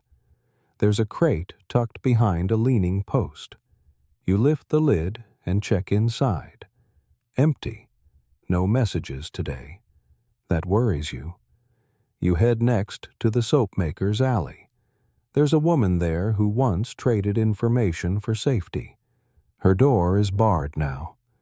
A red ribbon tied to the knob. You pause. You touch the ribbon, still soft. Tied recently. Someone else has spoken to her. You don't knock. You move west past the glassmaker's square. There's a man who sharpens knives in a stall beside the fountain. He nods as you pass. That's all he gives. You understand? Even the blades are quiet now. You find Burke 2 hours later, sitting in the ashes of a burned stable near the graveyard. He's feeding bits of charcoal into a fireless pit, 1 piece at a time. You sit beside him. He doesn't speak for a while. Finally, he mutters, "They found Desra." You wait. Throat cut. No signs of struggle. You close your eyes. Burke says, "She left a note." 1 word. You glance at him. "Yours." You nod. He tosses another charcoal scrap. "She knew something. She knew too much, you say." He shrugs. "There's a meeting tonight." "Not council." "Higher." You ask where. He hesitates. "Then Temple of Whispers." You blink. No one goes there anymore. Not since the roof collapsed. Not since the rats moved in. Beneath it, Burke says. He hands you a scrap of cloth, a hand-drawn map, arrows turns depths. He doesn't say how he got it. You don't ask. You part ways again. You spend the afternoon preparing. New boots, fresh gloves, chalk for marking, a second blade thinner for close turns. You eat a boiled egg. The shell cracks oddly. You throw half away. You drink rainwater from a barrel. It tastes of iron. By dusk, you stand at the edge of the ruined temple. It leans like an old man who's seen too much. Vines climb the stone. Statues watch with blank faces. One is missing its eyes. You find the stairwell hidden behind the altar. You descend. The air grows thick, heavy with dust and mold. Your boots slip on old slime. You draw your blade. You mark the walls as you go. 1 stripe per turn, just in case. At the bottom, a hall, narrow, columns crumbling, faint torchlight ahead. You step slowly, then hear voices. You crouch behind a broken arch. 6 people sit around a fireless pit. One of them wears green, another holds a scroll. A third leans on a cane. You watch, you listen. One says, "The king is old." The next one's pliable. Another replies, "The guilds will resist." The woman in green says, "Not if the heads are replaced." They nod. Someone drops coins into a box. The man with the scroll mutters, "We start tomorrow." The meeting ends with no ritual, no oaths, just silence. They rise one by one. The woman in green stays behind. She speaks quietly to the man with the cane. You hear your name. They don't know you're here. You back away. You move quickly, quietly. You don't climb back up the stairwell. You follow a side tunnel. No map. Just instinct. After 30 paces, a hole in the wall. You squeeze through. Drop into a lower chamber filled with broken shelves and rotted books. You find another passage. Climb a ladder. Push a grate. You emerge behind the chandler's shop. Your breath is cold.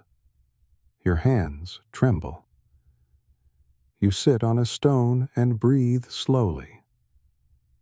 You are not surprised. But now it's real. She's rewriting the city, from the inside out. And you're a thread in her plan, or a loose end. You sit until the light fades. Then you stand, because you need to act. Not run, not wait. Act. You cross the city on foot. Back to the garden behind the guild hall. The gate is open. She waits by the bench. You heard, she says. You nod. Then you understand. You don't reply. She rises. You've done this work longer than most. You know how cities rot. From the crown down. You nod again. She steps closer. We're just speeding up the process. You study her face. She looks tired, but resolved. You ask her one question. Why me? She smiles faintly.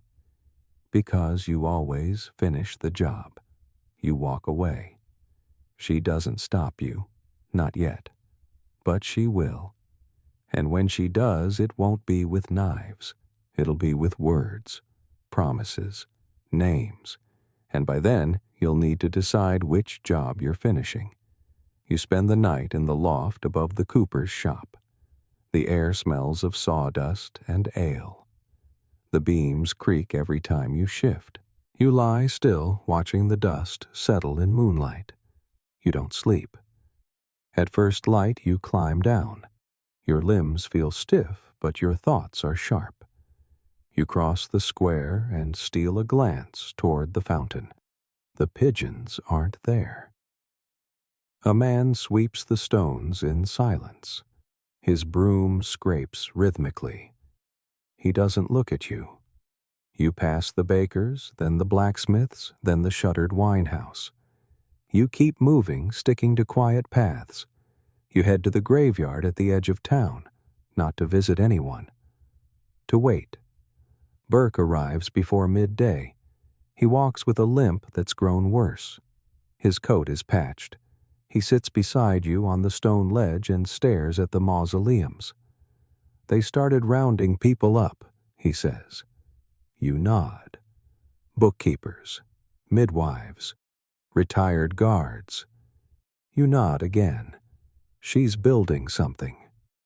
He grunts. She's not building. She's sweeping. You both sit without speaking for a long time. Finally, he says, I think I'm done. You ask if he means to leave. No, I mean I'm done. He hands you a cloth bundle. Inside his knife, his last coin, and a square of gray cloth.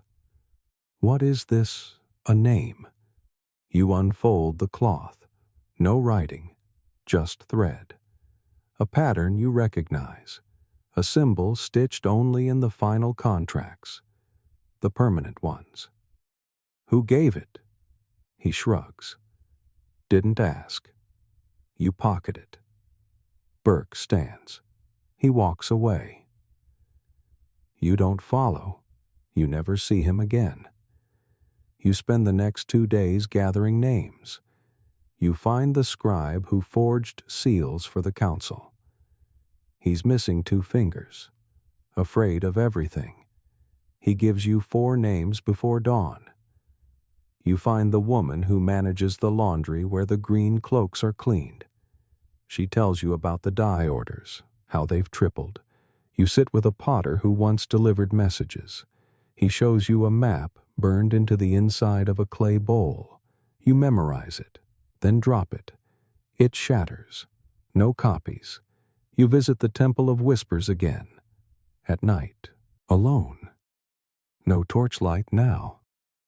Just shadows and wind. You check every corridor. No signs of meetings. No marks. You feel the stillness press against your chest. You leave the city again just for a day. You climb the ridge near the quarry. From the top, you see the whole city below.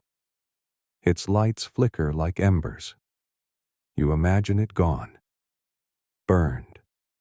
Buried. Forgotten. You imagine her standing in its ashes, calm and satisfied. You can't let that happen. You descend slowly. Your boots slip. You scrape your hand on stone. You wrap the wound in cloth. It doesn't stop bleeding. By the time you return, night has settled. You go to the graveyard again. Sit by the same stone. No one comes. You light a small fire in a tin. Burn 3 names, one after another. You whisper each as you do. Not prayers, just memory. The next morning, a boy finds you behind the tannery. He hands you a note. No name, no seal, just a date, a place. Tomorrow, the granary, midnight. You give the boy a coin and a piece of dried meat. He runs off. You wait. You visit a cobbler for quieter shoes. You stop by a dyer and ask for charcoal gray, not green. You oil your blade. You sleep in the chimney again. The next day you eat bread soaked in vinegar. It keeps you sharp. You walk through the market listening. No one says her name, but everyone moves differently now. Cautious, measured, like the city's holding its breath. You return to the granary before the sun sets, climb through the back, hide in the loft. You wait. At midnight you hear the door open. She enters, alone. She doesn't see you, not yet. She lights a single lamp and sets a box on the floor. You lower yourself slowly, quietly. You step into the light. She looks up. Of course, she says. It would be you. You say nothing. She opens the box. Inside coins, paper, a seal. She slides it toward you. You could take it. You don't move. She studies your face. You still think you're outside this, but you've been inside it since the first name. You kneel, lift the box, close it, then set it aside. I don't want this, you say. She tilts her head. Then what? You draw the cloth Burke gave you. Unfold it. Show her the pattern. Her face tightens. Where did you get that? You say nothing. You stand, turn, walk away. You leave the box. You leave her. But you don't leave the city. Because it's yours now, and you know what needs to be done. You wake before the sun touches the rooftops. You sit in shadow wrapped in your coat, listening to the world begin. A wagon creaks in the distance. Hooves strike uneven stones. Somewhere a pot drops. A dog barks once. You rise and walk. No destination, just motion. You keep to back paths. A servant's alley, a butcher's gate, a gap between two brick walls just wide enough for your shoulder. You walk the bones of the city, the narrow places where others don't go. They don't know how, but you do. You come to rest beneath a broken stairway in the candlemaker's quarter. You press your back to the stone and close your eyes. For a moment. Then you hear the wheel. Wood. Iron. Squeaking. You lift your head. A cart turns the corner. A driver with a thick scarf. 2 horses. You know this cart. You've ridden in one like it before. You've hidden in one, under bodies. You wait until it passes. Then follow. Not too close. You trail it to the back of the apothecary. It stops. The driver climbs down, opens the back. You see the shape of it. A corpse cart. No funerals. No ceremony. Just bodies. He pulls one out by the wrists. It thuds to the ground. He rolls it over. You see the face. You step back. It's the scribe. The one who spoke your name. You don't flinch. You wait until the driver's gone, then move in. You search the body. A folded scrap in his boot. Words. Half a sentence. Counsel split loyal ones marked with. It ends there. You burn it with your flint. The wind scatters the ash. You watch until the last bit vanishes. Then walk. You visit the meat hall, the tanner's yard, the bell tower. You leave no notes. You whisper no words. But by nightfall, 4 people know. The scribe is dead, and someone inside the council is splitting the seams. Later you find yourself in the alley behind the alehouse. You lean against the wall. A voice behind you, low, familiar. You're drawing attention. You don't turn. You're not supposed to outlast the council, Burke says. You nod once. He steps beside you. We were never supposed to matter this long. Too late, you say. He sighs. Hands you a small glass vial. Dark liquid. Stoppered with wax. You don't ask. You pocket it. He walks off into the night. You stare at the place where his boots were. Then climb the wall behind the grain house. From the roof you can see the whole east quarter. Candles in windows. Smoke curling from chimneys. Normal. Calm. But you know better. You're above a city that no longer breathes on its own. It's being held together by secrets traded like coins. And you're part of it. Not the whole. Just one blade in the drawer. One shadow in a hallway. But sharp enough to matter. You slip into the blacksmith's shed to warm your hands. The coals are low. You press your palms to the stone. You think of the woman in green. You think of her voice, her eyes, her calm certainty. You hate how sure she is. You know what that means. She's planned too far ahead, which means you're behind. So you stay awake. You walk the streets. You check the signal places, the broken shutter near the chapel, the cracked post by the dye house, the corner where the dog used to sleep, all empty. You leave no marks, no signs, only footprints in the frost. Just before sunrise, you reach the river. The bridge is quiet. You crouch under the eastern arch, where the mud piles high and the bricks stay damp. There's a box there, unmarked. You open it, inside gloves, new, soft leather, and a note. It reads, "Wear these." You don't recognize the handwriting, but you know who sent it. She wants you visible again. You leave the gloves. You walk. You pass the bakery just as they light the ovens. The smell rolls out into the street. Warm. Sweet. You keep moving. You duck behind the mill. You breathe deep. And you wait. Because she's called you. And next time you see her, you won't come to listen. You'll come to decide. You don't answer her summons. Not yet. You walk instead. Through empty markets, beside shuttered windows, past men and women who no longer speak as they pass.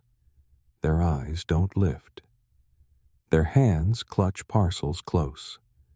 It's a city pretending to function.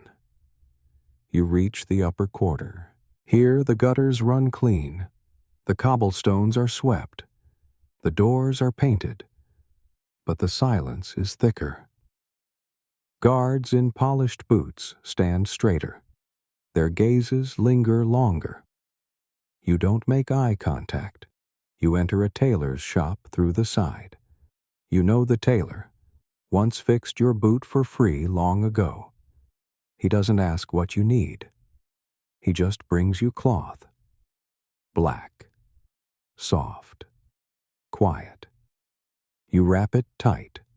Belt it firm. Hide your knives in folds. When you leave, you're not the tradesman anymore. You're something else. Something older. You walk to the clock tower, climb 3 flights. The gears grind and hiss. You step onto the narrow balcony and look down at the city below. It moves in pieces. A cart here.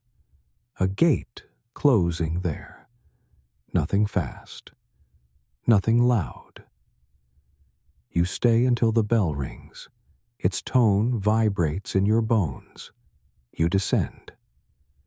Midway down, you find a letter tucked between the cogs.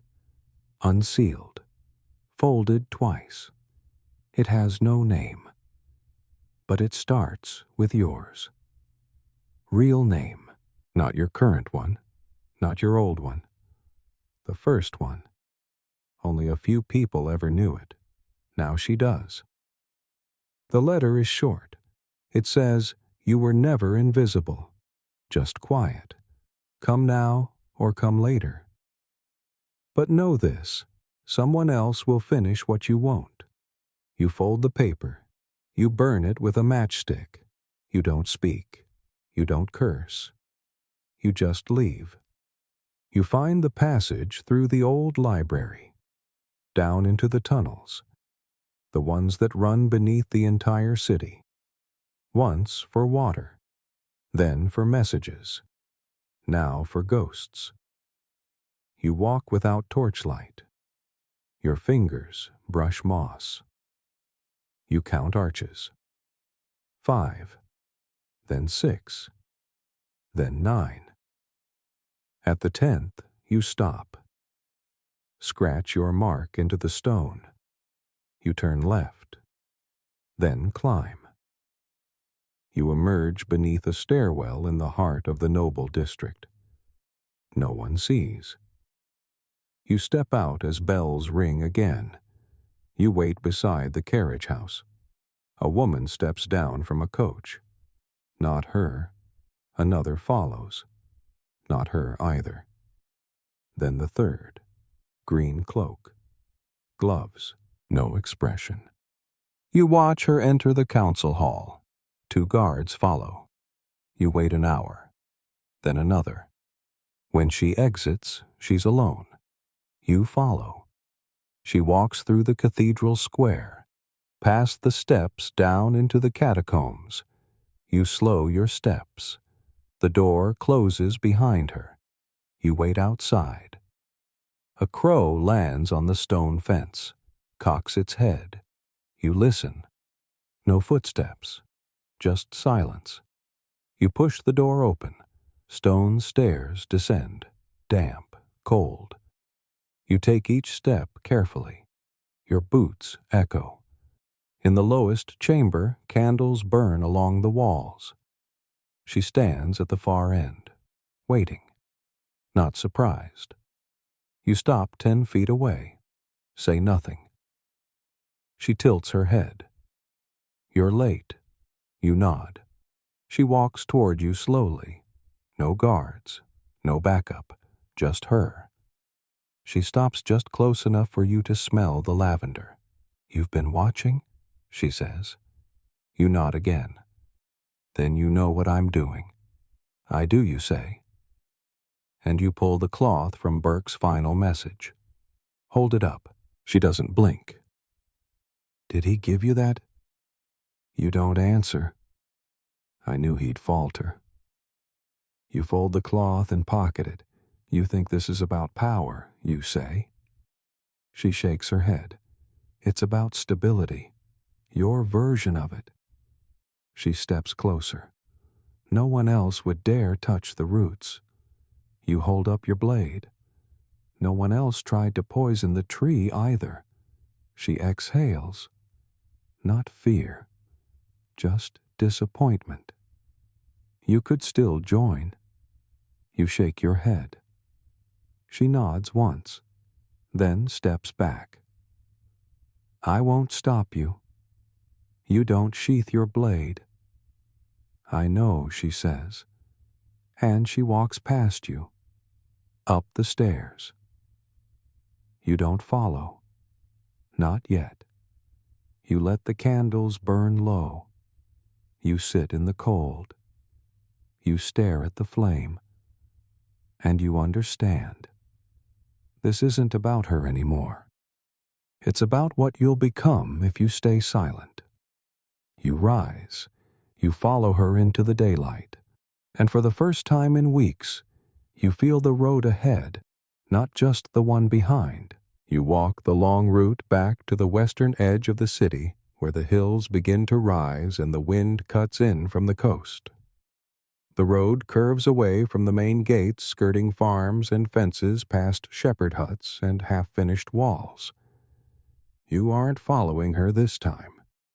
You're following what comes next. At the fork where the pine trees crowd the trail, you stop and listen. No horses, no boots, no breath but your own. You turn toward the lone stone marker, the one shaped like a crooked tooth. Behind it, the entrance to the place you buried your name. A cave. Shallow. Dry. You step inside. You light a stub of candle and sit cross-legged on the dirt floor. You unroll a pouch. Inside, scraps of cloth, notes, a broken token, 2 buttons, a ring. You sort through them slowly. You're not looking for meaning. You're looking for clarity. One piece has Burke's handwriting, a symbol you never understood. One note folded twice bears the name of the man you killed behind the bathhouse, the one who never raised his voice. He just looked at you as he fell. You burn that note. You keep the rest. When the candle runs low, you press your hand to the dirt. The ground is cold, but it's steady. You leave before the wind shifts. Back on the trail, you pass a patrol moving toward the city. They glance at you. You glance back. No words. They keep walking. You don't. You slip behind a hay cart and cross the far field, re-entering the city through a broken fence near the pig yards. You smell of dust and bark. No one notices. That night the bells toll 3 times. You count the pause between them. An old code. It means someone's been taken. You pass the message to the woman at the wash station. She nods once. Next, the butcher's apprentice. You scratch a mark on his cart side. He doesn't respond. But his delivery is delayed by 20 minutes. That's enough. By morning, half the city knows. The council's moved into the cathedral. The guards are doubled. The walls are being watched. You pass Burke's old hiding spot. It's empty. A pigeon sits where he once watched. You leave a scrap of cloth behind, just in case. Later you find your way to the inn with the yellow door. The innkeeper owes you. You once pulled a knife from his thigh after a bad deal went worse. He gives you the room beneath the stairs. No one checks it. You sleep there. No dreams, no sound. Just the faint scent of damp wood and old cider. At dawn you rise and wash your face in a bowl of rainwater. You look in the mirror. You don't recognize the man staring back. That's good. You walk into the city dressed as a clerk. You wear a chain with no crest. You carry papers with no seal. You speak only when required. No one stops you. You pass 3 checkpoints. 2 with words. 1 with silence. You reach the cathedral. You sit on the back bench. She's there, in the 2nd row, wearing gray now. She turns once, meets your eyes, then looks away. You sit through the whole session. The council discusses roads, taxes, missing shipments, nothing of worth, but everything about control. You leave before they do. You wait in the alcove near the fountain. She passes, alone. You speak, tomorrow. She stops, nods once, keeps walking. You go to the river. You sit on the embankment and count stones. When the sun sets, you bury a pin in the mud, a teardrop shape, like hers, but older, tarnished. That night you walk the rooftops, every chimney, every vent, every stairwell. You're mapping the city again, not for escape, for closure, because tomorrow it changes. You fall asleep behind the bell-maker's forge. The soot coats your skin. You dream of rain, soft, endless. You wake to the sound of the bell-maker stoking his furnace. The fire roars to life behind the wall. You lie still for a moment, letting the heat soak into your coat. Then you sit up, brush ash from your sleeves, and rise. Today is the day. You eat nothing. You drink only a mouthful of stale water from a cracked jar. You fast on days like this. Keeps your hands steady. Keeps your mind clear. You cross the city on foot, taking a different path each block. You move through side yards between abandoned wagons beneath old balconies. You double back twice. You tap the top of the butcher's sign. You press your palm to the chipped corner of the bakery. You leave no signs. But you touch all the old ones. Just once. By mid-morning, you're seated in the upper cloister near the west tower. Below the courtyard fills with traders and scribes, all pretending not to look toward the steps. She arrives just before the 2nd bell. She walks with the same poise as always, head high, hood lowered, gloves tucked neatly beneath her belt. No cloak today. Gray dress, flat shoes. You stand. Follow her from a distance. She enters the council house alone. You do too. Inside the main hall is quiet. A long table, 7 chairs, only 3 filled. She takes the 4th. You take none. You stand in the shadows behind the pillar. One of the council members glances at you, says nothing. They begin to speak. Budgets, harvest records, tax levies. You don't listen. You watch her. Her eyes move differently today, slower, heavier, like she's carrying something. You know that feeling. At the 4th item, she lifts her hand, speaks. This city cannot hold without a clear chain of consequence. They nod. She continues. The root of instability isn't unrest, it's uncertainty. She pauses. The wrong people are dying. You step forward. Everyone looks at you, except her. She doesn't flinch. You lay the brass pin on the table, the teardrop shape. Her hand moves toward it, then stops. You say, "Not this way." She looks at you now, just for a moment. Then her eyes shift to the others. She nods once. No words. She stands, leaves the chamber. The others murmur.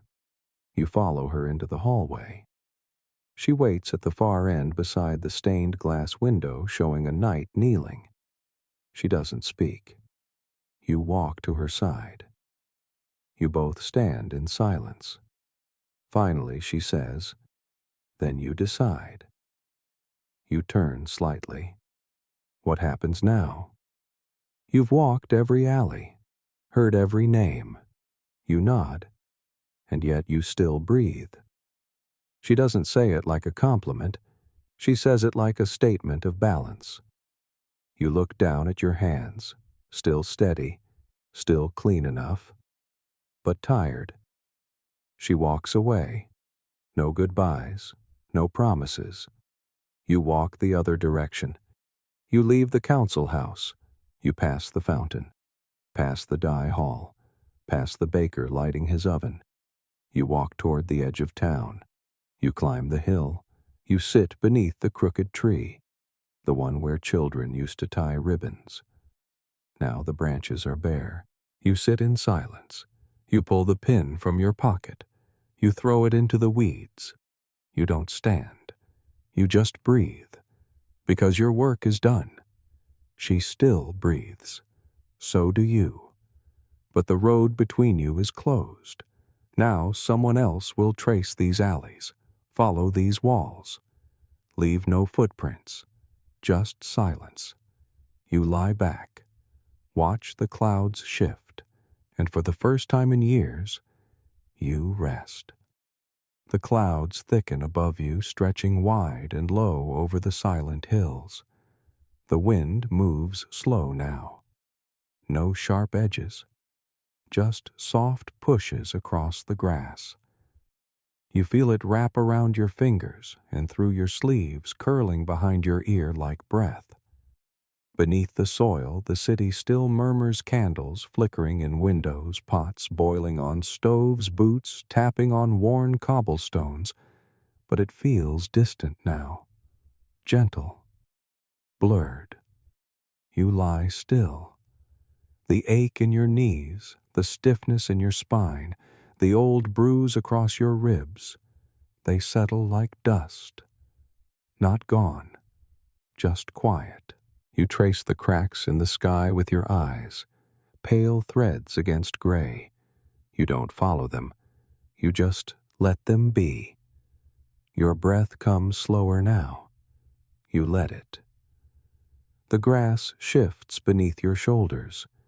It's damp from the morning dew, cool against your neck. The sound of the breeze through the weeds carries no urgency, only rhythm. You close your eyes. You're not asleep, not yet, but close. No faces follow you here. No names wait to be whispered. Just wind and wait. And the last flicker of thought steady as the final light of a candle shrinking into itself and gone.